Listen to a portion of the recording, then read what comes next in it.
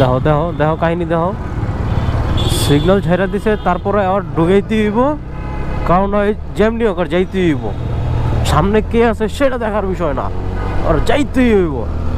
এইগুলো আমাদের টেসলা রাষ্ট্রের খুবই গুরুত্বপূর্ণ একটা বাহন, যেটা না থাকলে আমরা চাঁদেও যেতে পারতাম না।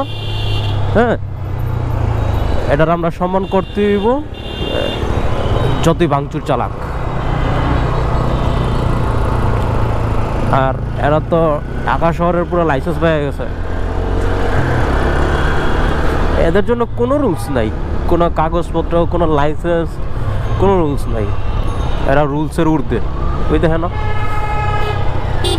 যে যেমনি বার্তা অন্য ঢুকাই দিতে হবে।